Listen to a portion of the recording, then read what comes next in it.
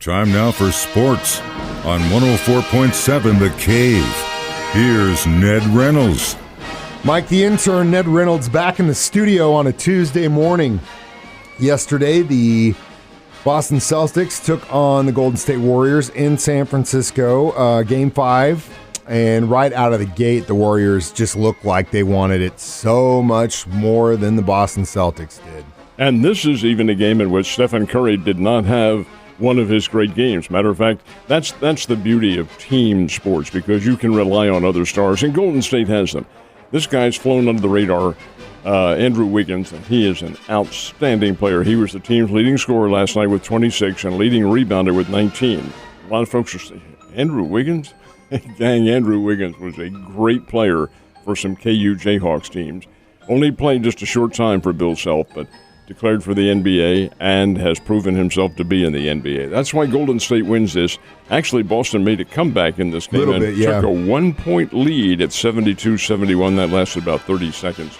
And Golden State came back and started ripping them pretty good. And Golden State didn't have a great shooting night last night, but 104-94 kind of speaks for itself. That's the kind of game it was, and now all the Warriors need is one more win, and they are NBA champions for the fourth time in 8 years. Yeah, and like you said, a team, they're a really, really complete team, and the Celtics just could not hold on to the ball last night. It was not a good look on them, but Thursday is when they play again, right? Correct. So we'll have to see what happens in Game 6, and they're still in California for that one. No, they come back to Boston. All right, well, hopefully the Celtics can pull it out. I have a feeling that we might see a Game 7, but I could be wrong. I have been before. Interesting signing by the Chiefs right before the final OTAs. One-year contract. We saw little flashes from this guy last season. Just another weapon in the offensive arsenal, in my opinion. You just named it. That's exactly right. They signed Jerick McKinnon for depth. Now, that doesn't mean he's going to make the team. Of course not. It's a one-year contract, and the 1 year is only as good as he's there with the team because they can cut him any time. The Chiefs now have 6 running backs. This tells me a couple of things. Number one, they don't have great confidence in Clyde Edwards-Helaire for making this season as a power running back. They don't have that. They have several others. Of course, they got the Jones kid from the Tampa Bay Buccaneers.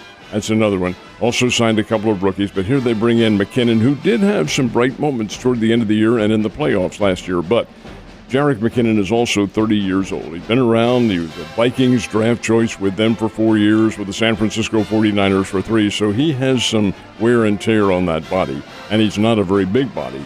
But he does have still the skills to make it a play at a time and provide depth. So we'll see what happens. He may be on the taxi squad. He may be one of the regulars dressing, or at least the squad members dressing. Who knows? Or he may not even make the team. We'll see what happens. Could be a member on the special teams. Who knows? They may have a place for him there, too. I know, again, comes to depth, and you got to load it up as best you can with what the best you got. All right, so this back and forth between the golfers and the PGA has gotten crazy. It's like watching TV in the middle of the daytime, a soap opera, if you will. But we've got, of course, the U.S. Open, which isn't a PGA event. It's a different event. So those players that said, hey, we're going to go make some money overseas and come back and perform, you think they're going to get the boos and jeers from the sidelines? I think it'll be a very, very lukewarm, if any, reception from the fans. I think the basic golf fans in this country are rather annoyed at these guys, Mickelson and Dustin Johnson, just Louis Oosthuizen, people like that, who, quite honestly, and I wish they'd admit it, they left the money. We're going for the money. I mean, what basis is there for this tour? They are all exhibitions. And yes, there's a lot of money, and everybody wins money, and there's no cuts or anything like that, and there's 54 holes. These are exhibition matches. They are not the true competition that you're looking for in the PGA. And the money is coming from Saudi Arabia.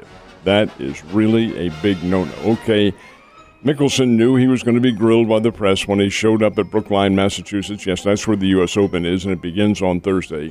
Incidentally, you make a very interesting point. This is not a PGA event. It's a United States Golf Association event. And the two of them work pretty well together. There's a correlation between them, but the USGA has really come under criticism, big-time criticism, especially from the media and some of the fans, for allowing these guys to play. Yes, they do. It's not PGA, but yes, they do work with the PGA, and you better be in pretty good standing. And these guys are not. They have been suspended. Anyway, they will be allowed to play in the United States Open, which begins on Thursday. Anyway, over and above that, Mickelson was grilled by the press yesterday, and he backed off answering any of the political questions, as you would expect Phil Mickelson to do. He was hit with some pretty strong questions, but they're backing off. If they would come forward and say, hey, we're doing it for the money. We want to come back. We want to play with the other guys, but hey, the money's there, so why not? Well, you're still turning your back on your constituents.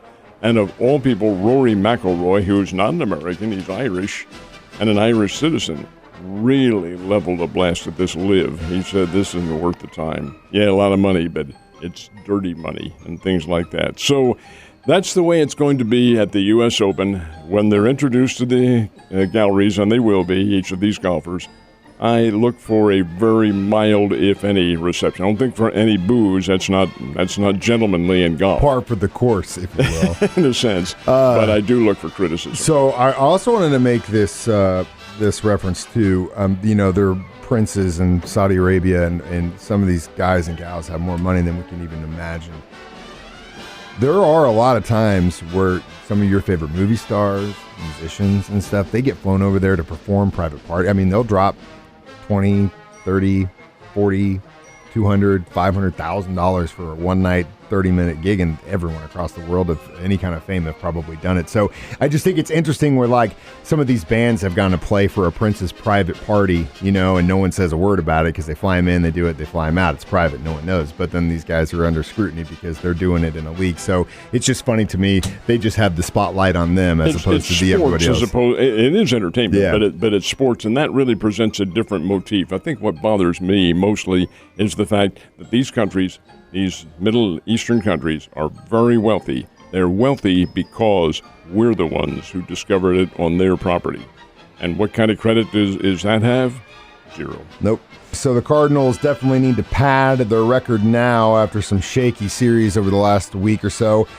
They're in Pittsburgh last night. No, they're in St. Louis. They're in St. Louis facing the Pirates. Did they get the dub? They did, but only in the way the Cardinals do things. I'll tell you, this is a St. Louis team just puzzles the daylights out of me. They're very fortunate, Mike, because they're playing in a very weak division. They and the Brewers are clearly the best teams in there. The Cubs, the Reds, and the Pirates, and the Cardinals own the Pirates. Those three are just simply not contending ball clubs and not very good. Pirates got off to a 5-0 lead last night, 5-0 in the sixth inning. Let it get away. That's how bad their pitching staff is. Cardinals got some key hits, and they came back, tied the game, and then took a 6-5 lead, and then got another run in the late in the eighth inning, and scored a 7-5 win. That wouldn't. I'm not being. Please don't understand. I'm not being negative, but this is not going to happen when you're playing the good team: the Dodgers, the Giants, the Padres, the New York Mets, and the New York Yankees, who the Cardinals have to play later on this summer. It's not going to happen against them. Braves, Phillies. But against the Pirates, the Reds, and the Cubs, you bet. They're never out of a game. Yeah, and you always got a chance to win those, which is a good thing for the Cardinals right now. Once we get closer to the fall, unless they fix some things, not so good news. All right, Royals, they need all the good news they can get. They're on the West Coast. How'd they do against the Giants? Lost 6-2 and had a 2-0 lead and blew it. Had Brady Singer doing their pitching for them. Brady Singer doesn't have a very good record and hasn't pitched very well, and that's a little puzzling. He's an All-America from Florida, and he's been with the Royals now. I believe this is his third year. Here's a guy, when you take a look at the line score on this game, the Giants had 6 runs and 5 hits. Now, wait a minute. How does that figure? 6 runs and 5 hits? The Royals pitchers walked 9 batters. You can't win walking that. 2, 3, 4, maybe 5, but 9? No, that ain't going to work because somebody's going to come through with a hit, and the Giants are a good team. So the Royals lose again. They're 20-40 on the year and just simply plummeting. They're not playing well. They're kind of like the stock market in a way. They're plummeting out of... Let's not talk about that, Ned. I don't want you to get any more mad than you are every day when you walk in here with that on your mind. Oh, God bless. You should see the holes in the wall in this studio. They're all from Ned every single morning. It's just like, it's scary. I'm getting scared. All right, so we got 8 teams ready for the College World Series now? They are all there. Had the final 2 entries last night. Stanford defeated Connecticut and defeated them very handily. 10-5 was the final out at Palo Alto.